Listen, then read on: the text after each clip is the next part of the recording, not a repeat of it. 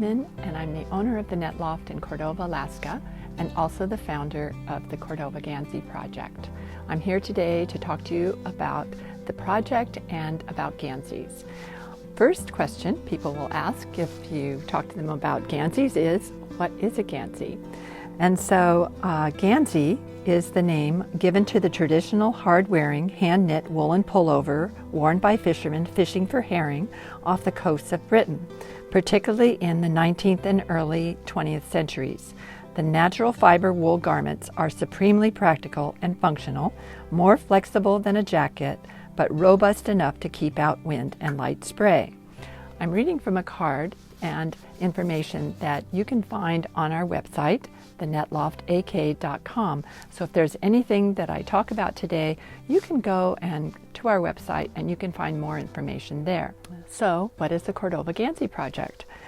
The hope and the desire of the Cordova Gansey project is to educate and promote the making and wearing of hand-knit wool gear and to reintroduce fishermen sweaters to the active and present commercial fishing industry, especially the next generation youth who are transitioning into leadership and ownership, as well as for those whose outdoor lifestyle would benefit from the special features of wool handmade garments custom knit for them by loved ones. We hope also through this project that our knitting would be a vehicle for stories to be shared of the past and present faces behind the fish and the fishing towns within the state and beyond, and that the Cordova Gansey project would represent this collection of knitters who catch this same vision and through these stories help communicate the lives and lifestyle behind the industry. The origins and continuing story of the project may be read about on the Netloft Traditional Handcrafts blog beginning. So a lot of what I'm going to say here, there's a lot more information on the blog that tells a detailed timeline of how the project came about. But I'm going to give you just kind of a brief overview of how it started. The project actually originated in 2014 after going to Shetland Wool Week, but it goes farther back, and if you read the blog you'll really get to know more about how that is as being a commercial fishing family. So actually by the time I got to 2014 and walked in to the entryway of Shetland Wool Week and saw this beautiful exhibit of hand-knit flags and sweaters and this poster that had these women all knitting and that were the herring lassies, it was a culmination for me of years previous of the shop and also of our family history as commercial fishermen. And so it was a timely thing, and everything, the whole project was one thing after another where I actually felt like there was a tap on my shoulder that I was supposed to start this project. So what happened at the Shetland Wool Week was not only was there this exhibit, which was actually the Moray Firth project, and it was a Gansey project that was about the Moray Firth in Scotland, and those were their sweaters, and sweaters were on exhibit in many of the places where I took classes. So it kept being there, and I kept looking at these garments, and they also had given us information about wool and the properties of wool, and though I'd been working with wool for years, it just broke it down about how, as a working garment, how functional and environmentally friendly that using wool for garments. And I just kept having this feeling inside that something was stirring inside of me. And then I was able to take a class with Stella Rue, who is the author of this book, Dutch Ganseys, and it was on a actual fishing boat, which I didn't know at the time had been a boat that had been one of the original fishing boats that were the herring boats. And there's more about it in my blog that specifies the details of it. But this class with Stella just turned a major light on for me. And she has this book of traditional Ganseys and more traditional Dutch Ganseys. And recently this was released, this traditional, in English, traditional Dutch Ganseys for children. And her enthusiasm and just this stirring that was going on in me, I just remember having conversations with her about starting a tradition and how traditions were started.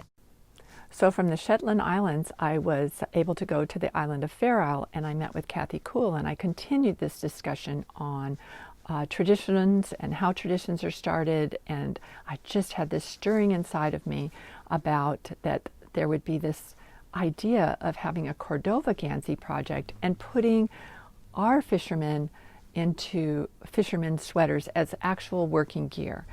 And so from there, I came back and I called up Beth Brown-Reinsel.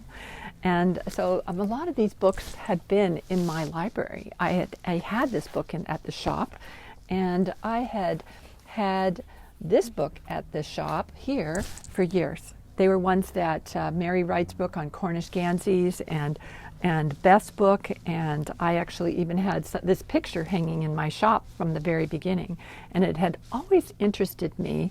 And so when I got back, I thought, okay, I'm going to call Beth Reinsel and find out if she would be up for helping us start this project. So I did, and in 2015 she came and we spent 4 days with her, and she got us started.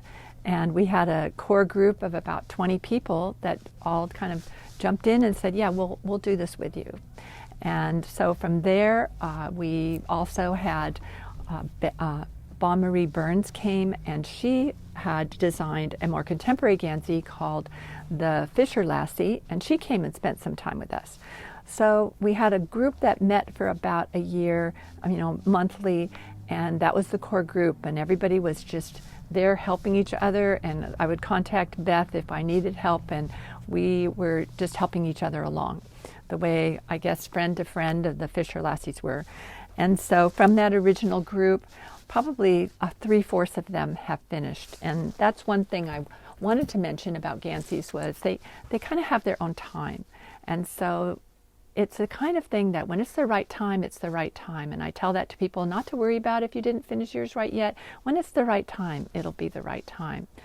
So from there, we've had a couple other Fisher Folk Fiber and Friends events and brought in people and we actually brought that Maury Firth exhibit here to Cordova, and it was in our museum. And then we also had, and we brought the woman that wrote this book, and we had the whole exhibit of those sweaters. And then we also had Stella Rue come in 2016, and she brought the Dutch Ganseys for us to see, and she taught some classes. So it's just been something that's just grown over time, and we're just still learning. And we now continue to meet on, we have a group that meets on Zoom, and it's an international group, and we have speakers from the UK come and speak, and so it's just gradually one thing to the next.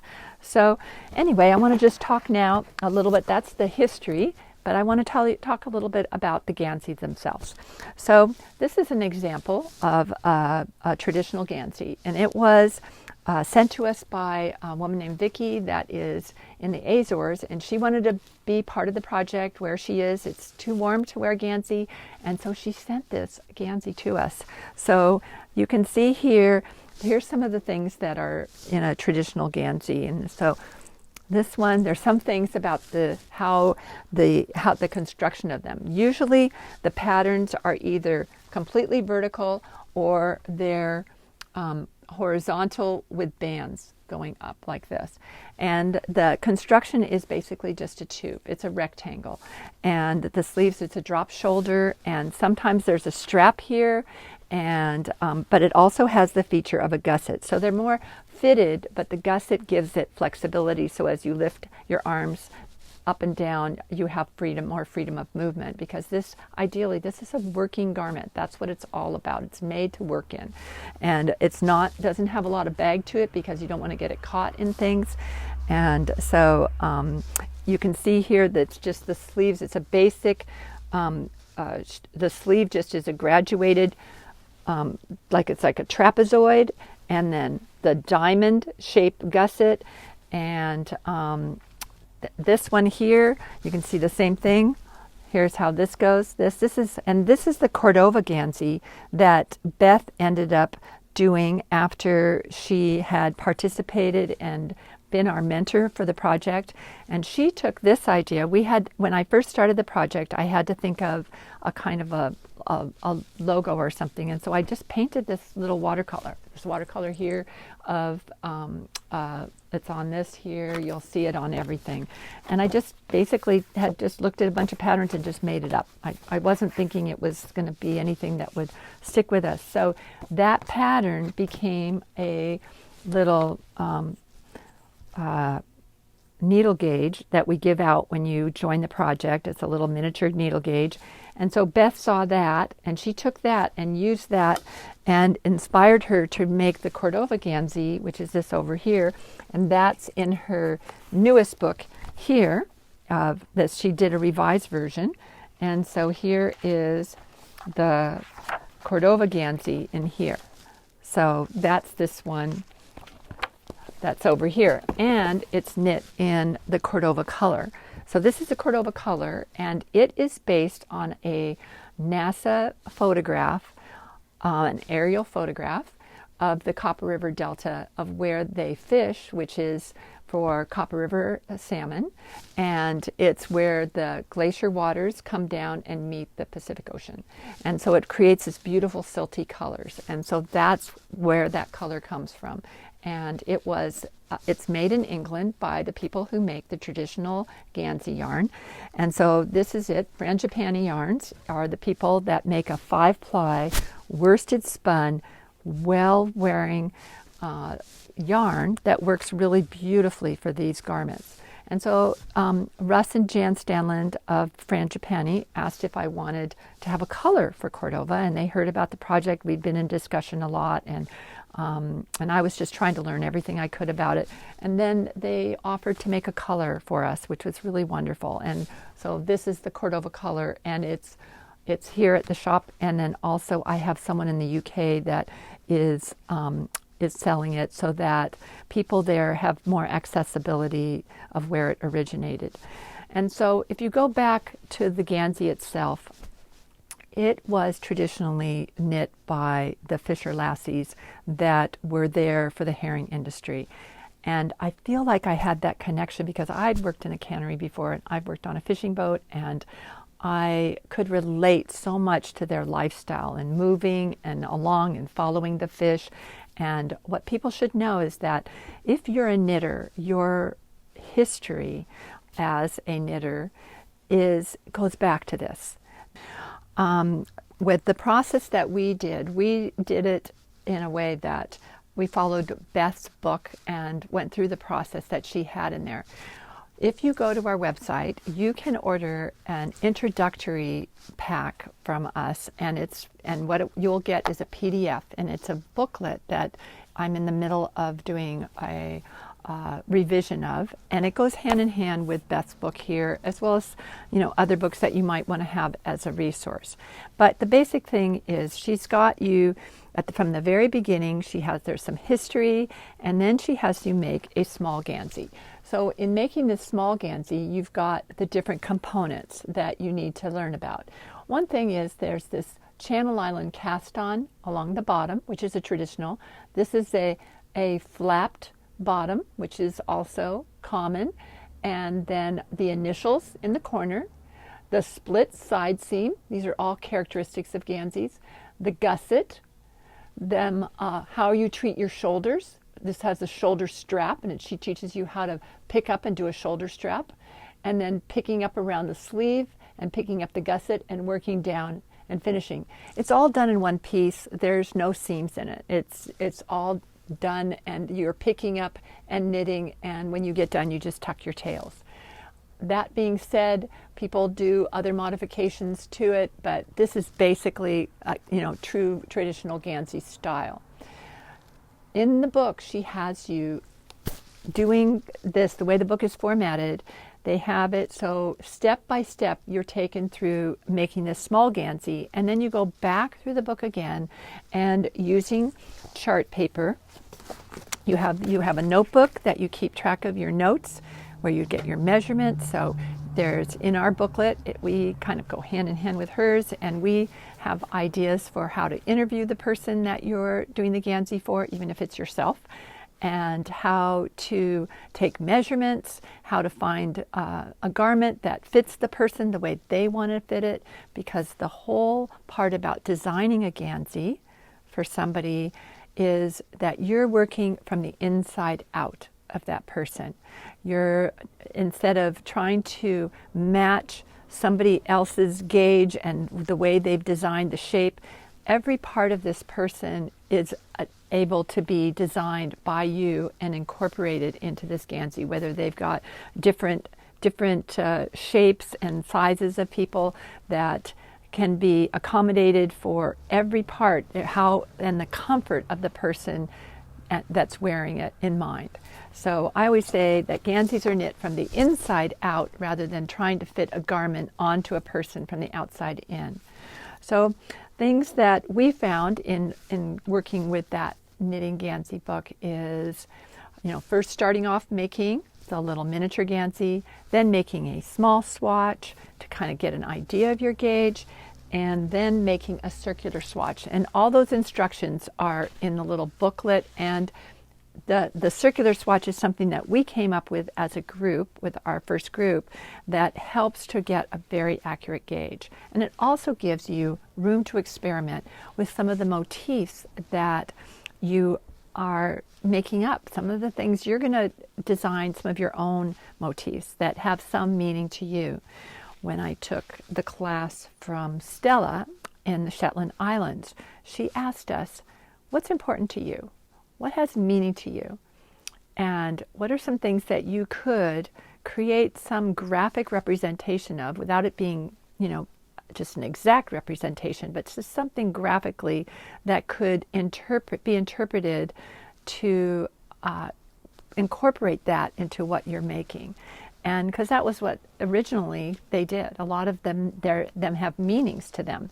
And in the book, The Traditional Dutch Gansey, there's another book that's on our website, a book of cables, and that they talk about some of the meanings of some of the different motifs.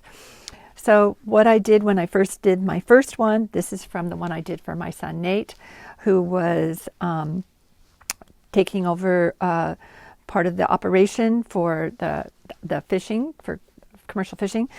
I started off with a little small swatch, then I started onto this one, and I did the Channel Island cast on along the bottom, and it could be made into a hat because these can fold over and be attached together, but I just end up keeping my swatches. It's a swatch that's circular, that basically is like going across the whole front of the sweater. And when you do it, like when I first started off, it was I just didn't feel like the hand was tight enough. And so I changed needles, and you can see where I changed needles because it kind of has that bulge there. And so I used it as a way to get the right feel that I wanted, and I also used it as a way to practice and play with designs that I was fooling around with. So I had interviewed Nathan and asked him some things and drew some pictures and did some sketches, and all kept within my logbook.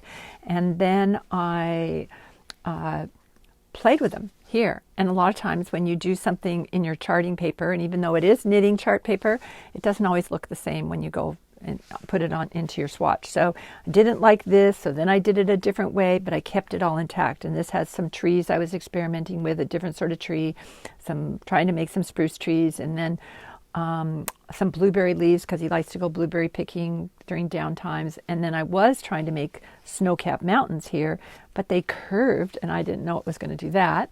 And so I ended up using that motif and making it up as a little wave motif that I ended up incorporating into this and then in the next Gansey that I did as well. So it's a really great place to experiment. You have this whole circumference, which is about 20 inches, to really establish what your gauge is after it's been washed and laid flat to dry. And so I end up with getting something to like a 4th decimal point just to really get it, so that by the time you've got 300 some stitches there, you don't want to have to rip it out. You don't want it to not fit. So I found that this way was a really effective way to get a spot on gauge. So this was Nathan's, and so Nathan's is not here right now. It's on him, and he's wearing it now. And so the next Gansey that I made after that was for my son-in-law Michael, who he and my daughter Nellie are fishermen here, both gill netters and seiners. And so he has a boat called the Pelican, and so I needed to experiment with pelican beaks. And so I was trying to put some kind of a geometric design that would resemble pelican beaks in some way. And so his is in this Cordova colorway, and this Cordova color was dyed for us by Frangipani Yarn. And so this is it here, and it goes with the Copper River Delta, where the ocean meets the glacier river waters. Anyway, so his is that Cordova color, and I was experimenting. This is a cork line here, and anyway, by the time I got done, I kind of had learned from that one approximately that I was best using a 0 for me in my loose knitting, and then I used this to I went right with the 0 from the get-go, so you don't see a lot of bulge or change here. And then I measured, because each yarn, as you're using it, when it's dyed, it can have a different gauge. And that's what he told me, the owner of Frangipani said, Russ said, be sure that you have people do gauge swatches for whichever color, because different colors have different gauges because of the effect of the dye on the yarn. So each one I do, I play with those patterns that I'm doing, and then I check the gauge for that colorway. So, and they're slightly different on this one. So the finished one, after having this, I transferred my design. I figured out that helps get me your 100%, and that 100% means how many stitches that I'm going to need to put. So if his was 46 inches of his finished, this helped me get a real accurate per inch number that I could use as when I multiplied it out times 46, that was my 100%.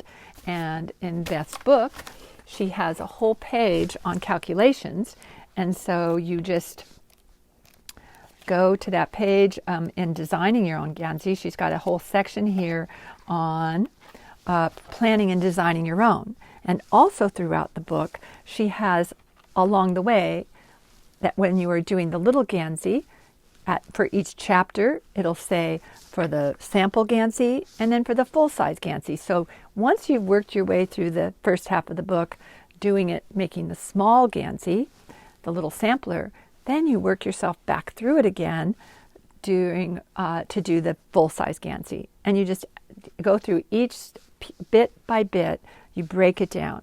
What do you want for your edging? What kind of a ribbing do you want? Do you want it to have a flap? What do you want to do on your side seam? What kind of patterning do you want? Do you want it vertical? Do you want it horizontal? And then what do you want your motifs to be? How do you want your shoulder strap to be? And you just break it down to each of those components. And it's like picking and choosing each of those. And then you using this formula, once you've gotten that gauge, you take that, you get your 100%, and then she's got this really wonderful chart that you plug that into. And once you know that, you transfer that to your chart. And then you've just got this big rectangle, and now you know how big to make your rectangle, and everything is right here in your chart. And then you just use this like a blueprint of a house. And you don't have to fill every single thing out of it. Once you've kind of established it and you've got a repeat, I usually just have the first bit of the repeat. If I want it centered, I start in the center and do this half, and then I just mirror it. And you can put in when your gusset starts. And so there's certain things that we can help you with. There's certain things that are really, really critical, like where do you start that gusset? Because once you start that gusset, that determines how big this arm area is. This is a real critical part of the Gansey. But as you go through each thing bit by bit, lay it out ahead of time, then you know right where to start that gusset. But that takes a little pre-planning. and we're here to help you with that process. And I'm just really grateful for Beth and her work, and the Traditional Dutch Ganseys book has the information for designing your own in that way. There are many patterns in books that are already made, but if you go to a lot of these ones here, they're using this basic rectangle shape, figuring out how big it has to be. Once you know that 100%, basically, if you know somebody's 46 inches finished size, and you know your gauge, you know your rectangle, then it's like drawing in what you want. This book by Gladys Thompson is not so much a pattern. Each part are the patterns and the motifs of different regions. But the basic ganseys at the beginning, which is just this, whatever kind of edging that you want to put on the bottom, and then what happens in your rectangle here. And in here, there's all kinds of different patterns of different things that they did, but it's all fitting into this basic shape. The original ones were a lot shorter. The ones now are a little bit longer because pants lengths or where they fall are a little bit longer, and you want to make sure that goes together right. And so I find that the ones that we're making now are longer than the traditional ones. So that, and like this book here, it's really helpful that we have, is the Cornish Ganseys and Knit Frocks by Mary Wright. This is a wonderful book that also has, it's just filled with patterns. So it's just a matter of, and then there's a wonderful part of history. And that is a big part of this whole thing, is connecting yourself with that history of the Fisher lassies that have come before us and the camaraderie that they had with one another. So a lot of Ganseys are about our protection and love. And we've had in our Zoom session visitors that have come from the UK, and they've shared with us, and a lot of what you're putting into this is protection of love for wherever they're going to be, whether they're going to be off hiking or fishing or in an office or wherever they're going to end up wearing this. They're actually a work sweater, so they're made to work in. One thing I wanted to comment is on this next one that I made for Michael. So this is Michael's Gansey here, and I showed you the swatch. So here is the finished one. This has been worn for 3 fishing seasons. It has been worn and worked in, and was really the mission of what was behind this whole project, was to equip our fishermen who are out at sea working hard in dangerous conditions, and to put them in something that was good environmentally, as well as just as a functionally well-working garment. And there's wonderful features about wool that make it the ideal working garment. But with this frangipani yarn, it wears so amazingly well. There's no pilling on it. It washed out all the silt water that had gotten in the sleeves and everything that had turned them gray. It all washed out.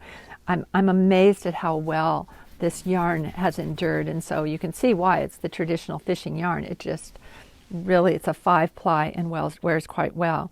So for his sweater, the things that I've incorporated into it are I did the Channel Island cast on at the bottom, then the flap, the traditional flap, and a Channel Island rib. There's his initials. The seam, here's the side seam that's on there. So those are some of the kind of the things that identify a Gansey. Then his gusset here, and I put a little donut under his arm of the gusset. People will put little Easter eggs sort of into their Ganseys. Here it goes, I call these salmon eggs, salmon bones, fishing net, cork line, the waves, the mountains, the eye of God for protection, the pelican beaks after the name of his boat, and the pelicans are flying this way and the pelicans are flying that way. And then the winds of prosperity of that. And then this one just has this type of a top here where they've come together. The one I did for Nathan, I put a kind of a wandering cable strap that went all the way down. So there's different ways to deal with with that part. And his was also done in a traditional way where this pattern just goes straight across. You can see I ended it. This is a perfect rectangle. This part, the body's a perfect rectangle.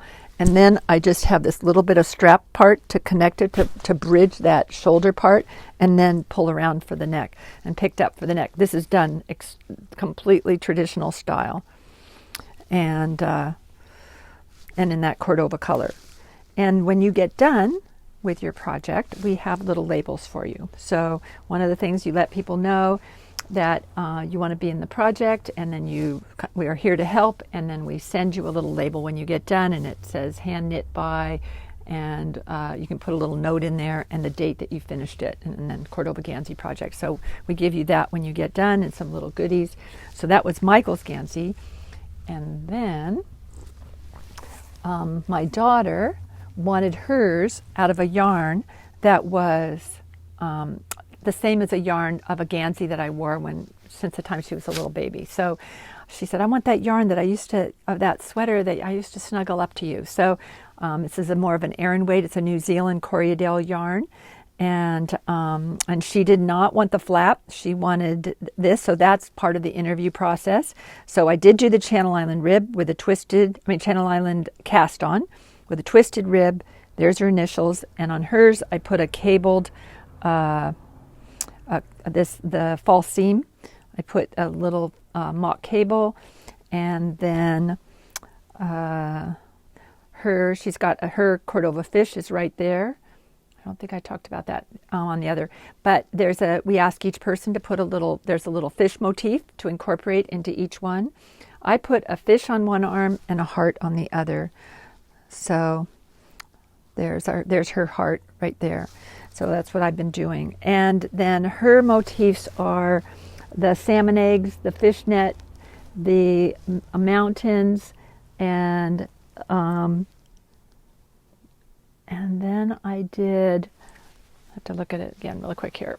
I did the blueberry leaves and trees, and then mountains above that. So the waves and the berries and the trees and that. And on the back side, I did leaves instead because she's a forager. And then I did a little X's and O's across the back, like hugs and kisses across the back. And then just the same type of a ridge here, there, and then just picked up. So hers has a little bit of a shaped neck. So you can see it doesn't go, there's a little bit of shaping that happened here when I was doing it. So some people want a little lower neck, you can do that. That's the whole thing about these is part of making that person feel comfortable. These are knit from the inside out. The person is what's important, and then it's enrobing them with your love and all the stitches that you've made, where you have handled the fiber with your fingers, all of it. And anyway, so that was Nellie's Gansey. So right now, my current Gansey that I'm working on is for my son Matthew. And Matthew is who is filming this presentation for me. And so he's my fisher filmmaker. He has been fishing since he was a young boy. And so there's certain things that have been incorporated into his. So I have the notebook to kind of give you an idea. So here's my current Gansey. And I use this kind of as a journal, logbook, and different things. And I find it's really helpful. So the yarn that I'm using here is a yarn that is New Zealand Corriedale. It's the 12 ply that I did, same one that I used for my daughter. That was his choice. And hand dyed by Ana Hernandez. Bosque Amistoso is her what she calls her dyeing. And I get the yarn from New Zealand and she dyes on it. And this color's Wake. And I'm using this seaweed color here.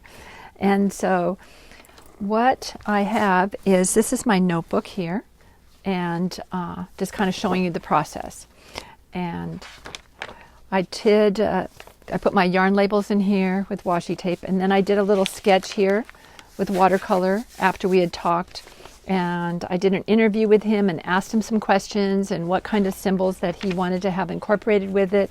And then I photocopied the worksheet that was in the book of Best Book, and I filled in all the things after I'd done my gauge swatch.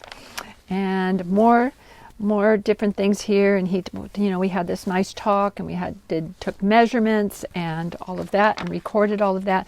And then a lot of this is my calculations and figuring out my how I was going to do my letters before I put them onto the big chart. So a lot of my little calculations and figuring and little sketches, and I use this knitter's chart paper to collect ideas. So if there was a pattern I wanted to try, I would play charting in here before I put it onto my big one, so I wasn't erasing on my big one, and then see how that worked, mess around with it, and then put my final onto the other. So I find this really helpful. It also helps with just all I record all by date what I did so I can remember, and then just play around. And then I had another piece of chart paper when I was trying to experiment for my swatch. And I didn't know how I wanted to do the film, because he's a filmmaker, and I wanted to design a motif that had film in it. And then I just, continued on. Right now, here's where I am in this notebook, but it's so helpful to have a place to keep, for each Gansey, I keep a notebook, and then I have each of my Gansey swatches. So for this one, the swatch that I did, here's his swatch, and I actually still have it on the needles. I washed it with the needles on it because I just still wasn't sure about some things, and I wanted to be able to keep working on it if I needed to.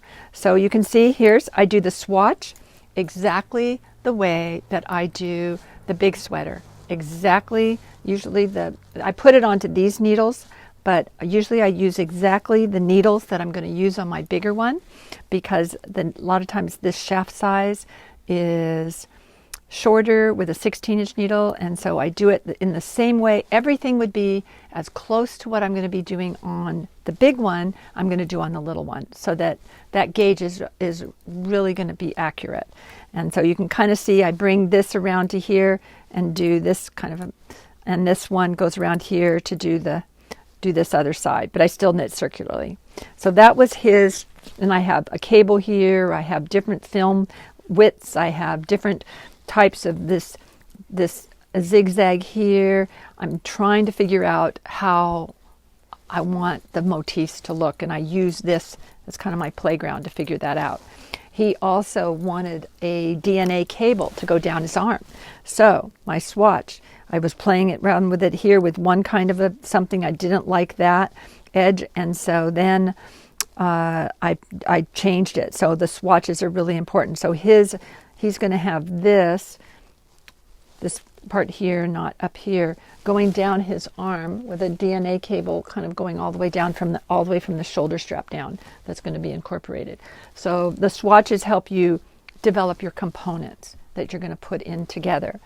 So the final, this is his right here, and it's got the 2 sets of needles here, and then at any time I can just slip it on him and he can try that on. And initials here, Channel Island cast on, seaweed, a flap, little braid for the false seam. Each thing, those are your components. What are you going to do on the edge? What are you going to do for your ribbing area? What are you going to do for your side seam? And when are you going to start your pattern? When does your gusset start? I've already started my gusset. And how long do you want your gusset to be?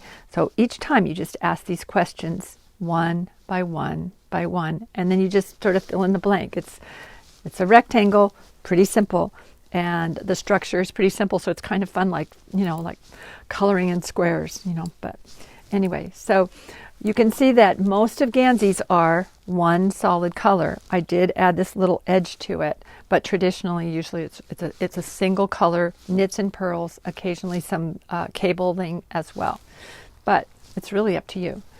So those are the Ganseys that I've made and that I'm in the midst of right now. This Gansey that I have on is the Cordova Gansey that originated with a watercolor that I had done kind of to be a motif for the project. And it was then made into a little needle gauge that then Beth, from that needle gauge, designed this Cordova Gansey and used the Cordova color and then put it into her newest book. And so that's this one here, and it's really, it came from not a sketch from a sweater, but a sweater from a sketch. And so we thank Beth Brown Reinsel for this. I've called the Cordova Gansey in the Cordova colorway. One of the things I wanted to mention is the influence of a friend, Bonnie, that when I lived in the bunkhouse, and she was knitting all the time. And this was an example of a Gansey that in traditional style, but then modified with the little clips. She was a net mender here in town, and she added that lovely element of the split here and putting the Scandinavian clips on there, and she used Gladys Thompson's book there to help her as she was designing that years ago, and then she gave that to me eventually. So she was an influence, but just to see how you can modify things. Through this project, some other people have gotten involved and have contributed patterns and some other accessories. So it doesn't just apply to making, the project also includes hats and wristers and gloves. And so one of the things Tin Can Knits made us a bowline hat with a heavier weight yarn. That works really well. And then there's, as in that, we have little tags that you can put on, we give you when you get that pattern. There's a sweater also, the bowline sweater by Tin Can Knits. Kate Davies has designed this pink fish, which pink fish in Scotland is a salmon, a wild salmon. And that's these right here, and we actually have there's a couple really wonderful DK yarns that we have that are British breed DK yarns that would be wonderful. These are the fish scales in that, and they are part of the project and can be used. And also, Val Koval made these little fish wristers and fisherman wristers, and they're really hard-wearing, hard-working ones for working outside with just when it's not quite glove weather, you need your fingertips. And those are George's wristers, and these are actually knit in Upton Yarns dyed some wool for us, and they did it with a 5-ply indigo from a U.S. breed sheep, and it's 5-ply dyed with indigo. It comes in a various kind of shades of different blues. Anyway, so that's also included, and we have a little woven label that you can put on that could be part of the project. So you can participate even with a project like a wristers or a hat. And then there are some things that would be a good project if you just wanted to just kind of understand chart reading. If you haven't done much chart reading, there's this pattern by Chic Knits, and it's the Chunky Gansey hat. And that is a really easy pattern that if you just haven't ever done chart reading, it's got a very simple chart to do, and it's basically just some really simple Gansey patterns and something to just warm up to it if you're feeling like you just need to do a little bit of something first before you do it. Some people will do a child's Gansey, and that's like Stella Rue's book is really good for that, for doing a child's Gansey to get started. And then there's various patterns that are out there for some children's patterns. We do have some here that are already designed patterns that you can also take that pattern if you want and incorporate, what you want into it. So there's a lot of options for what to do. So we thank you so much for listening about the Gansey project. And what I also wanted to share with you is hand in hand to our fishing industry is the influx of birds to the Copper River Delta and the value of our Copper River watershed. And part of our goal and mission of this project is also to bring an awareness to our fishery and to this watershed that we have here, to the Delta and Prince William Sound, and the importance and the value of preserving these areas for the commercial fishing industry and for recreation. And we have a project that is the Copper River Delta Alaska Birds by Hand project. And so this is also on our website, as well as the Cordova Gansey project information. And kind of the birds come first and then the fish come right after that. And this is an example of a one that could be done for the Birds by Hand project right now. We have around 300 birds. We put them on display in our museum during our Shorebird Festival. We didn't this year because of everything going on, but we have in the past. We've even traveled to Mexico with the exhibit, and we're trying to grow it to 1,000 birds. And we invite you to make a bird and send it here. We have them from Europe and other places as well. And this is a Gansey bird that was designed by Evelyn Clark. And I did this one out of hand spun and then mushroom dyed beak here in memory of my mom. And so you can do them in memory of someone or in honor of someone, or just make a fun bird of some way. Arna and Carlos have a really good book on knitted birds, and we've got all kinds of examples. Also, embroidered birds are welcome, and painted birds are, that are three-dimensional. It's nice if it's something three-dimensional that we can hand paper birds are welcome. And so we invite you to participate in that as well. We welcome all birds from all over, and there's information about, you fill out a form for that, telling where your bird came from and a little bit of the background of just like what you want to tell us about your bird and some things, which we keep a notebook and we tag each bird the way the birds get tagged. So just wanted to invite you to that as well. When you finish your Gansey, you do get a label that that you can write in, and also we ask you then to document. We have a questionnaire, so we're trying to build a notebook of different people's experiences in making Ganseys, so we have this collective knowledge.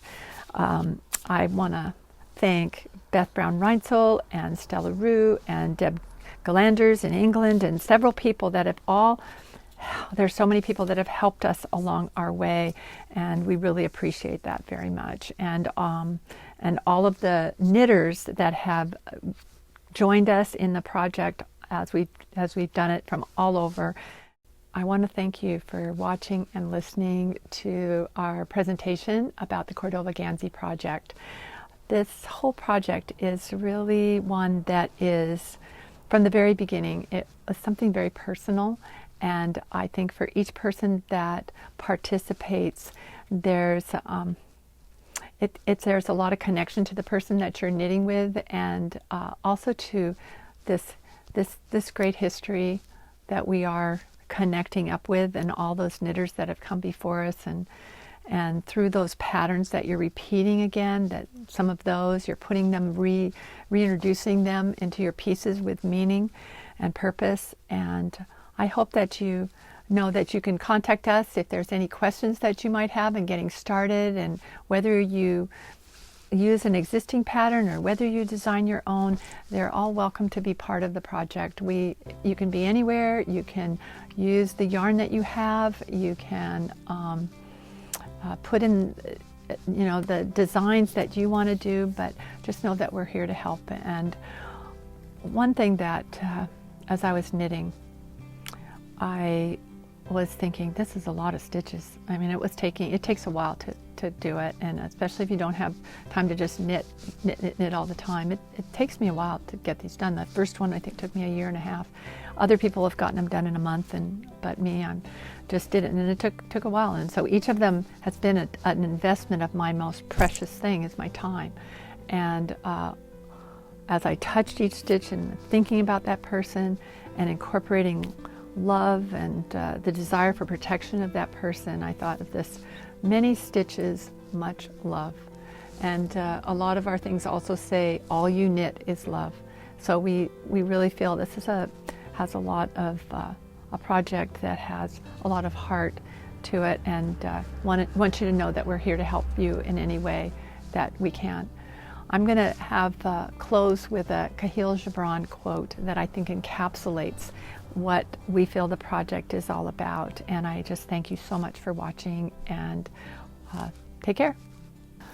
He said, "And what is it to work with love? It is to weave the cloth with threads drawn from your heart, even as if your beloved were to wear that cloth. It is to build a house with affection, even as if your beloved were to dwell in that house. It is to sow seeds with tenderness and reap the harvest with joy, even as if your beloved were to eat the fruit. It is to charge all things you fashion with the breath of your own spirit. Work is love made visible.